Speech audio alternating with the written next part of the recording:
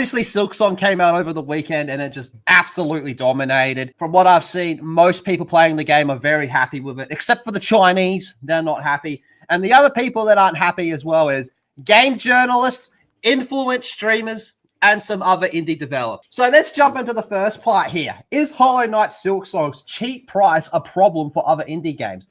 Dev and publishers weigh up on its impact. This is just coping and saving big time. Are we seriously at a stage now where we're complaining about something is too fucking cheap? What the fuck? 3 of the biggest games this year were under $20, aside from Silksong. You had Schedule 1, you had Peak, you had Repo. And in the case of Peak and Repo, those were $5 games. And you didn't hear anybody saying, wait a minute, these $5 multiplayer games that keep getting free content are a scourge to the indie scene. Quite the contrary. Yeah. Right. So here's the complaint I never thought I'd hear. Hollow Knight Silksong is too cheap. So Team Cherry dropped the game, we'll just say the $20 American.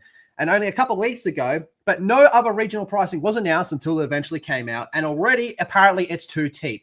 And this is coming from a lot of Blue Sky indie dev accounts with interactions to Silksong's date and announcement. Some saying, actually underpriced, said one user on Blue Sky. You guys are nuts for only charging $20. You're going to spawn a week of discourse with this price announced. And now we're at the stage now where there is actually other indie developers that are coming out and complaining that Silksong is too cheap. What I want to say, fucking cope. I want to go and look at every single person complaining and see what their stance on Games Pass is. What about it? Well, if they're complaining that the price of ownership of a game is too cheap, I want to know what their stance on Games Pass is. Because again, like if they're complaining that it's, $20 is too cheap for the price of ownership, you can get this game on Games Pass, but you also, for $20, you could, instead of, spending that on Games Pass, you could actually own a game. I mean, Games Pass isn't a service to ownership, and it's about $20 a month.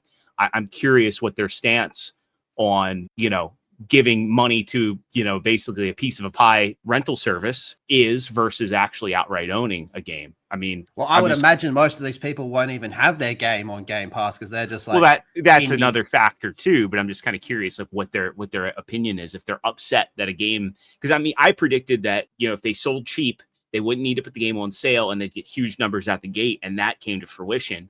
But for them now to cope. This would have blown the fucking dam open, even if it was like $50. Well, there are a lot of people that said I would have paid $40 for this game. Yeah. We have pirates on pirate sites saying just pay for it. Yeah, yes, and a lot of people are saying, I want to give you more money. Is there a place I can donate you money? The people are literally asking for that. I'll go buy the first game or buy it on all other platforms. But this is interesting because it's like what this really shows is all these people who are complaining, they are one, jealous of the success of the game. Okay, somewhat understandable. Okay, I understand if you're if you're working hard to do something, right? And somebody just comes in out of nowhere and blows you out of the water, you're going to feel a little bit of jealousy. It happens to the fucking best of us, right? But 2, it also shows that they're fucking worried because this game is really good quality. I was enjoying it, and this is not even a style of game I like, okay? And I booted it up, and I was having fun right away. It's really smooth. There's no fucking issues I found with it at all. And it was $20 fucking. And now I'm playing it through Game Pass, but I'm enjoying it so much that I'm going to end up going and buying it anyways. I think there's an easy solution to this problem here. You got 2 things you can do. 1, make your game cheaper. 2, make your game better. But that's what I'm saying. Like, literally, they're just going and they're complaining. And it's like, holy shit, man. You're complaining because you're going to lose money because you're overinflating the cost of your game. Yeah. Like, it's the stupidest argument ever. Imagine being butthurt by 3 fucking people from Adelaide. Yeah. They're probably fucking drunk and on drugs or making this fucking game. I'm gonna be honest. That's probably why it took 7 years. This game was made about fucking 20 minutes away from me. Yeah. It's fucking insane. People from Adelaide, if they are cooking more than you, there's something really fucking wrong with you. Yeah. Australia. That's Adelaide the same place Lethal's from. Capital of Australia, you fucking retard. Come on, boys. Yeah. Get it. I will say, because of them, there is a lot of talks, even like on the news and shit now. Dude, this game beat like so much shit here. And now there's talks of actually people investing into more game studios, and Steam's promoting more Australian indie games as well. Now, even just on here, they've been showing like it actually popped up and helped Australia in the gaming side a lot. What if the Big Les game takes off because of this? That'd be so sick. That would actually be fucking sick. Yeah, that would actually be so fucking. But that's not all. Because not only are some whack indie developers complaining, which is a shame because indie developers and indie games are the ones that are actually kind of bringing about a lot of the change we want to see. On top of that, we have the usual suspects of these fucking sites and these fucking people that somehow, they're like cockroaches. They're just somehow still around. We're at a stage now where these shitty outlets are complaining because they didn't get review copies. We also have influence streamers complaining about not getting review copies. They're like, oh, we have to get the game and buy the game at the same time as everyone else, like the peasants. I don't get a free copy to review on my shitty website or my fucking botted YouTube channel. I have to actually pay the game, pay for it, and play it before I can do a review. This is a fucking outrage. Good on Team Cherry. 7 years of silence. Same price for everyone, same release for everyone, no review copies. Suck my fucking Adelaide dick. Peace out. When they did that, I knew this game was going to be fucking good. Because imagine being so confident your game is good that you just don't give out review copies as a fuck you to them. I knew it was going to be good then just because of that alone. I'm like, holy fuck, no one's got it. I thought people were going to get review copies because they started to work with Xbox a little bit. And that's where I started to get a bit worried. I'm like, oh, how much is Xbox fucking pushing them? How much is Xbox doing shit with them, right? Pushing them, trying to do gay fucking shit, right? But then they didn't do that. I'm like, oh, this game's going to be fucking brilliant. See, usually when someone doesn't give out a review copy, it actually sparks a bit of concern. It's like, oh, you don't want to, what Ubisoft will do, where it's like, there's no review copies. For this, I think I didn't look at it like, oh, they're purposely not giving out review copies. They're probably it's an oversight. They're busy developing the fucking game.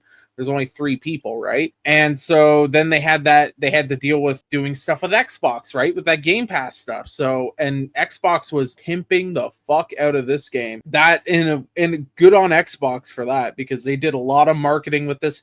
The ROG Ally, the whole fucking marketing around that launch was, oh, you can play Hollow Knight. So you can play Silksong on there. Like that was the marketing. So we knew this game was going to be huge. Sorry, Frank, I'll just piggyback off that a little bit. Yeah. If they did give a review copy out, I think that could have set a bad precedent where we could have been like, any indie game should give out a fucking review copy. Yep.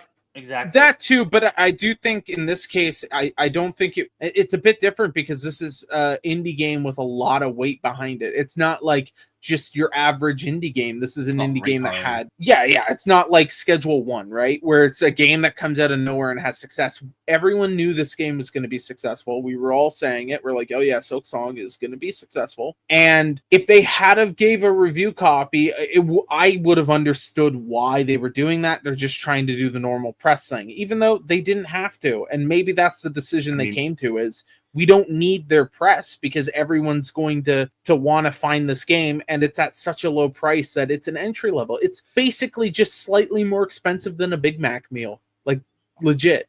I feel like another thing too with reviewers now that kind of makes them redundant is the streamers that exist, right? So most of us that kind of rely on reviews, we have lives outside of what we do and outside of gaming, and kind of might wait till the end of the day to get a game if there's no review available for it. But I feel like with Silksong, there were people that were streaming it the moment it went live, the moment it was available to download, and they already had their opinions up. And you got somebody that's like fresh off of playing it, and the streamers you tend to gravitate towards are the ones that have similar tastes in games to you.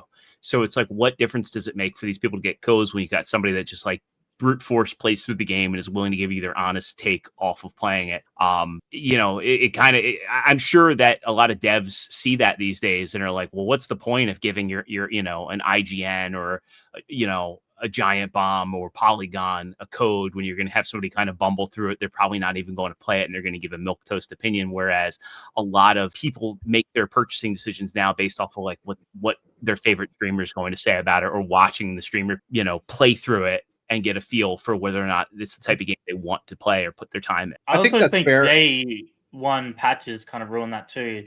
Because a lot of people, they're like, oh, well, your review was actually before the day one patch as well. I think that's actually kind of wrong. And dude, and there's also this. How many day one patches break the game? Well, There's so many. So you also have like day one patches that will fix certain things that were in reviews, and day one patches that will completely destroy good parts of reviews too. And on top of that, I mean, it's not IGN really will cave to general consensus. So if we could view an alternate world, we're going to get a different review score for Silksong how it is now, as opposed to if they got a review copy, because they're going to basically give it probably 9 out of 10, 10 out of 10, when they probably would have gave it like 8 or 7, right? Yeah. So, and for IGN, that's a big fucking difference because everything gets a 7. That's like the basic. I don't know. They usually give hard games lower scores. They might have given it a fucking 5. True. But you know, now things- they can't because everyone's gonna be like, "You're full of shit." A couple of things in the chat points as well. So my boy Muffler Tape says, "What about Collective Shout in the Land Down Under? Will they mess with some indie devs there?" What I personally think is going to happen is I think it's very much going to be a case by case. I think the ones that are going to cave will always going to cave because they're fucking idiots, and I think a lot of the ones that, to be quite honest with you, I think a lot of them don't even know they fucking exist. I think a lot of them are actually don't spend that much time on Twitter. The ones that actually do their work probably don't even know they fucking exist, man.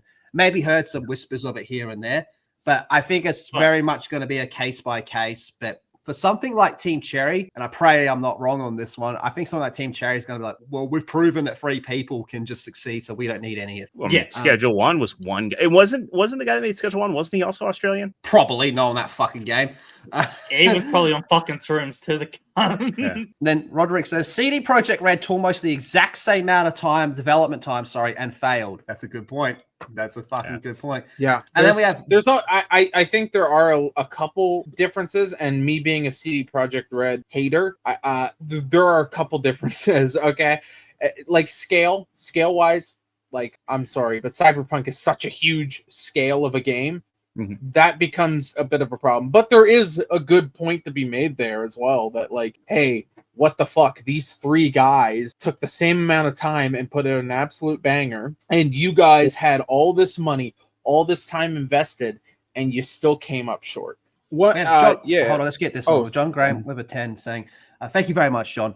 Devs and journos with relatively mediocre or poor offerings annoyed a dev team comes along and upsets the status quo bubble of modern overpricing. Screw them. Yeah. Fuck them. Yeah. Yeah. There's also the side problem of there's a lot of consolidation going on with games journalism. I mean, the biggest one in the last while was Ziff Eurogamer getting bought out by IGN, right? Well, it's all under Ziff Davis. Yeah, exactly. Yeah. So like at some point it's going to be like, well, if you got a problem with any one of those publications, you're not going to work with IGN if Eurogamer fucked you over, right? Realistically, why are you going to work with them? So that's like a little wrinkle that adds to this whole thing of what is the point of what they do anymore when you have people giving their opinions on Twitter for good, bad, or like there's some things that, games journalism was probably good for, especially back in the day, and you are going to lose the good, but the amount of bad that you're also losing, it outweighs so much. Changed. Another factor too. Sorry, I just real quick. Claire Obscure launched at $50 US. This launched at $20. I call this the lemonade stand principle, right? If you have a lemonade stand and your neighbor has a lemonade stand and you're selling your lemonade for $5 and you're selling your lemonade for $1, the stand selling lemonade for $1 is going. If it's the same quality lemonade, is going to make a lot fucking more money. And we see this happen every year. Ubisoft releases full price games, and within 2-3 months, they're down to $30. $20. I mean, Assassin's Creed Mirage is $10 everywhere. Doesn't it tell you that like maybe if you're launching these games at $60, $70, $80, it's unnecessary if you're just going to turn around in a matter of months and sell them for 20 or 30? Maybe you should release your games at a price that's a lot more attractive if you're ultimately going to take them down to that price anyway.